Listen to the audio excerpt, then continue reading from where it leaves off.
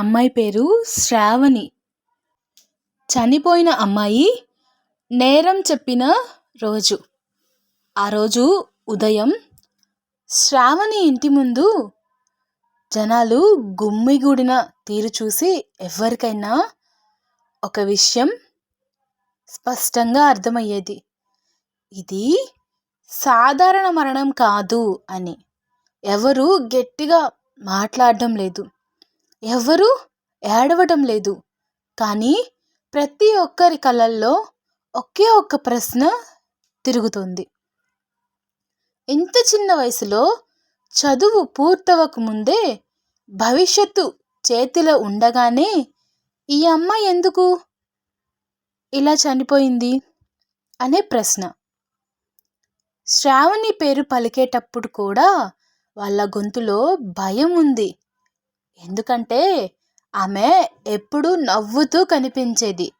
ఎవరితోనూ గొడవ పడేది కూడా కాదు. తక్కువ మాట్లాడేది, కానీ లోతుగా ఆలోచించేది. అలాంటి అమ్మాయి సూసైడ్ చేసుకుందంటే ఆ నిజాన్ని ఎవ్వరూ జీర్ణించుకోలేకపోయారు. పోలీసులు వచ్చారు, ఫార్మాలిటీస్ మొదలయ్యాయి. డిప్రెషన్ అనే పదం చాలా ఈజీగా ఫైల్లోకి జారిపోయింది. కానీ శ్రావణి అమ్మ మాత్రం ఆ పదం దగ్గరే ఆగిపోయింది. తన కూతురు ఎన్నో రాత్రులు నిద్రలేక చదువుకున్నది. చిన్న చిన్న కలల కోసం పెద్ద పెద్ద త్యాగాలు చేసింది. జీవితాన్ని వదిలేసేంత బలహీనంగా ఎప్పుడూ శ్రావణి కనిపించలేదు. అయినా ఇప్పుడు అందరూ చెప్పేది ఒకటే, ఆమెనే తన జీవితానికి ముగింపు పెట్టుకుంది అని మాట్లాడుకునేవాళ్ళు. ఆ మాట వినిపించిన ప్రతిసారి ఆ అమ్మ గుండెల్లో ఏదో ఒకటి విరిగిపోయినట్టు అనిపించేది. ఎందుకంటే తనకు తెలియని ఏదో ఒక యుద్ధాన్ని తన కూతురు ఒంటరిగా పోరాడిందన్న భావన ఆమెను నెమ్మదిగా చంపేస్తోంది.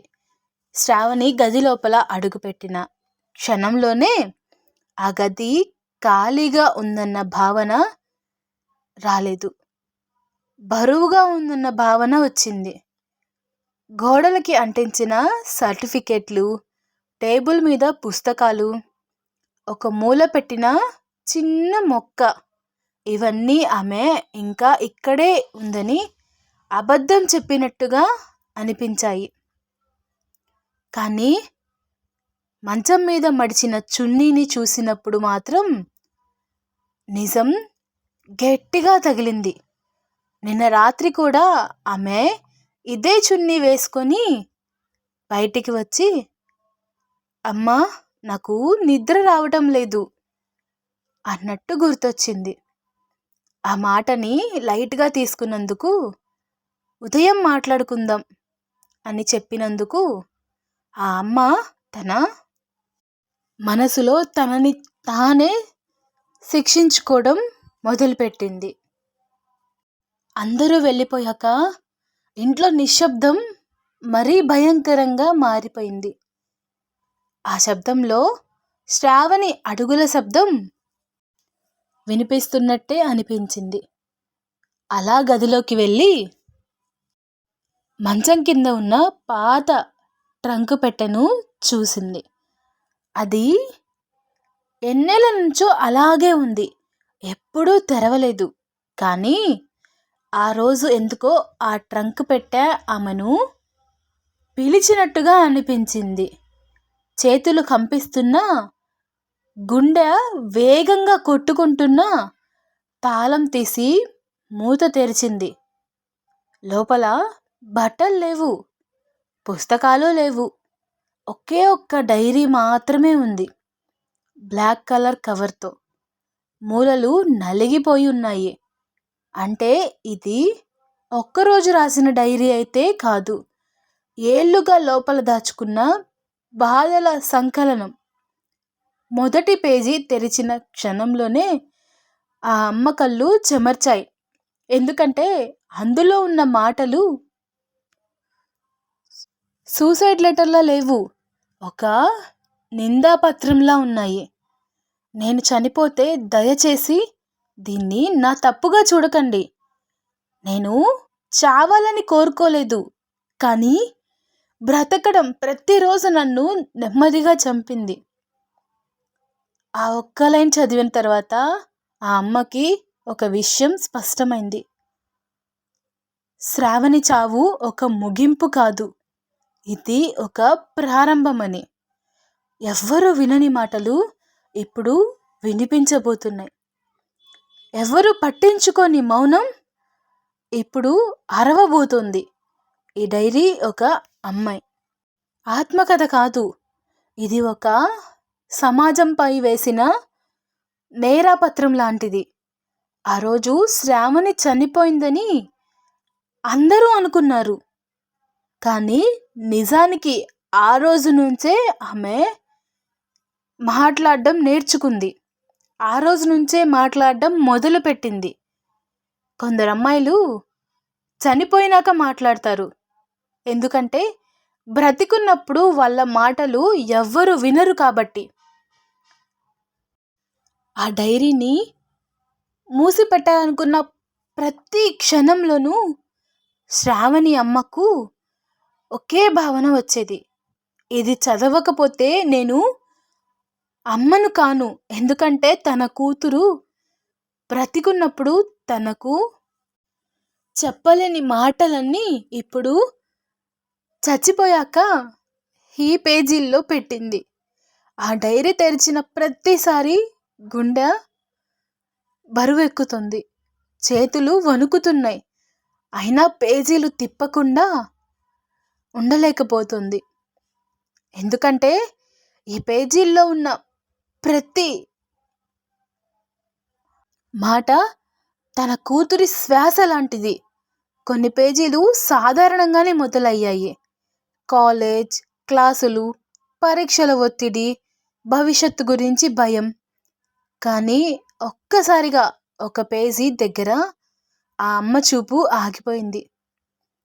ఆ పేజీ పైభాగంలో శ్రావణి పెద్ద పెద్ద అక్షరాలతో రాసింది ఒకే ఒక్క పదం, నాన్న. ఆ ఒక్క మాట చూసిన క్షణంలోనే ఆ అమ్మకు ఏదో తేడాగా అనిపించింది. ఎందుకంటే శ్రావణి నాన్న గురించి ఎప్పుడూ చెడ్డగా మాట్లాడేది కాదు, అలా అని ఎప్పుడు ఫిర్యాదు కూడా చేయలేదు. కానీ ఈ పేజీ మాత్రం మిగతా పేజీల కంటే బరువుగా ఉంది. నాన్న, నువ్వు నన్నెప్పుడూ కొట్టలేదు, నన్ను తిట్టలేదు, కానీ మన పరువు, మన పేరు, నలుగురు ఏమంటారు అన్న మాటలు మాత్రం నా మీద ప్రతిరోజు పడే దెబ్బలుగా మారిపోయాయి. నేను నవ్వితే కూడా భయపడ్డాను, ఎవరైనా తప్పుగా అనుకుంటారేమో అని, తప్పుగా చూస్తారేమో అని భయపడేదాన్ని. నేను మౌనంగా ఉంటే మాత్రం నువ్వు గర్వపడ్డావు, ఎందుకంటే నిశ్శబ్దంగా ఉండే అమ్మాయే మంచిదని నువ్వు నమ్మావు కాబట్టి అని రాసుంది. ఈ మాటలు చదువుతుంటే ఆ అమ్మకు తన భర్త ముఖమే గుర్తొచ్చింది. కూతుర్ని ప్రేమించిన తండ్రి, కానీ సమాజానికి భయపడిన ఒక సాధారణ మనిషిలా అనిపించింది. శ్రావణి బయటికి వెళ్ళేటప్పుడు జాగ్రత్తగా ఉండమ్మా అన్న మాటల్లో ప్రేమ ఉందని అనుకున్నాడు, కానీ ఆ మాట వెనుక ఉన్న భయం తన కూతుర్ని ఎంతగా కట్టేసిందో అతనికి ఎప్పుడూ అర్థం కాలేదు. డైరీ ఇంకో పేజీ తిరిగింది. అక్కడ శ్రావణి ఇలా రాసింది, నాన్న, ఆ రోజు కాలేజీలో జరిగింది నీకు చెప్పాలని నిజంగానే అనుకున్నాను. క్లాస్ అయిపోయాక కారిడార్లో నడుస్తున్నప్పుడు ఒక అబ్బాయి నా వెనకాలే నడుస్తూ మాటలు లేకుండా అసహ్యంగా నన్నే చూస్తూ నవ్వాడు. నా శరీరం అంతా ఒక్కసారిగా గడ్డగట్టిపోయినట్టు అనిపించింది. కేక వేయాలనిపించింది, పరిగెత్తాలనిపించింది. కానీ అంతకంటే ముందు నీ ముఖం గుర్తొచ్చింది నాన్న. ఏం జరిగింది అని నువ్వు అడిగితే నా బాధ కంటే ముందు నువ్వు చెప్పే మాటలు నా చెవుల్లో ముందే వినిపించాయి. నువ్వే జాగ్రత్తగా ఉండాల్సింది, అలా ఎందుకు వెళ్ళావు అనే మాటలు వినాల్సి వస్తుందేమో అని భయపడేదాన్ని. అమ్మాయిలు కాస్త నిశ్శబ్దంగా ఉండాలి అని ఎప్పుడూ చెప్తూనే ఉండేవాడివి. ఆ భయమే నన్ను అక్కడే నోరు మూయించింది. ఆ రోజు నేను భయంతో మౌనంగా ఉండలేదు నాన్న. నీ మీద ఉన్న నమ్మకం పని చేయలేదు. ఆ అబ్బాయి చూపులు నన్ను అసహ్యపెట్టాయి. కానీ నీ మాటలు నన్ను పూర్తిగా ఒంటరిదాన్ని చేసేశాయి. ఆ రోజు నేను నోరు మూసుకున్నాను, కానీ నా ధైర్యాన్ని నేనే పాతి పెట్టుకున్నట్టయింది. ఆ లైన్ దగ్గర ఆ అమ్మ డైరీని మూసేసింది. ఎందుకంటే ఆ మౌనం తనదే అని ఆమెకు తెలుసు. తన భర్త మాటలే కాదు, తన మౌనమే కూడా తన కూతుర్ని ఒంటరిగా మార్చిందన్న నిజం ఆమె గుండెల్లో లోతుగా గుచ్చుకుంది. శ్రావణి ఎదుర్కొన్న ప్రతి అనుభవం ఇంటికి వచ్చినప్పుడు గోడల మధ్యే చచ్చిపోయేది. బయటకు రాలేదు, వినిపించలేదు, న్యాయం కూడా అడగలేదు. కాసేపటికి మళ్ళీ డైరీ తెరిచింది. ఈసారి ఇంకో పేరు కనిపించింది, అమ్మ. ఆ పేరు చూసిన క్షణంలోనే ఆమె చేతులు పూర్తిగా వణకడం మొదలుపెట్టాయి. ఎందుకంటే ఈసారి నింద ఎవరిపై పడబోతుందో ఆమెకు ముందే అర్థమైంది కాబట్టి. అమ్మా, నువ్వు నన్ను ప్రేమించలేదని కాదు, కానీ ఓపిక పట్టు, ఇవన్నీ సాధారణమే, అమ్మాయిలకు ఇవన్నీ సహజం అన్న మాటలతో నా బాధను చిన్నదానిగా మార్చేశావు. నాకు కావాల్సింది పరిష్కారం కాదమ్మా, ఒక్కసారి నా పక్కన కూర్చొని నీ తప్పు లేదు శ్రావణి అని చెప్పే ఒక మనిషి కావాలి అని ఎన్నోసార్లు అనిపించింది.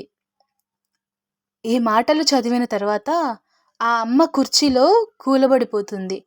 ఎందుకంటే ఆమె నిజంగానే అదే చేసింది కాబట్టి. ప్రతిసారి శ్రావణిని బలంగా ఉండమని చెప్పింది, కానీ ఆ బలం ఎంత బరువుగా మారిందో గమనించలేకపోయింది తన తల్లి. సమాజం ముందు నిలబడలేక ఇంట్లోనే తన కూతురికి ధైర్యం చెప్పానని తాననుకుంది. కానీ నిజానికి ఆమె శ్రావణికి మౌనం నేర్పింది. డైరీ చివర్లో ఒక చిన్న లైన్ ఉంది, కానీ ఆ లైన్ మిగతా అన్ని పేజీల కంటే గట్టిగా కొట్టినట్టు అనిపించింది. నన్ను చంపింది ఒక వ్యక్తి కాదు, ఒక్కరోజు కాదు, ఇది రోజు నెమ్మదిగా జరిగిన హత్య అని రాసుంది. ఆ రోజు ఆ అమ్మకి ఒక విషయం అయితే అర్థమైంది. శ్రావణి చావు ఒక ఘటన కాదు, ఇది సంవత్సరాలుగా పేరుకుపోయిన బాధల ఫలితమని.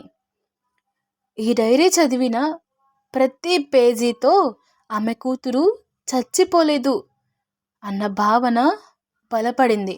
ఎందుకంటే శ్రావణి మాటలు ఇప్పుడు బ్రతికున్నాయి కాబట్టి.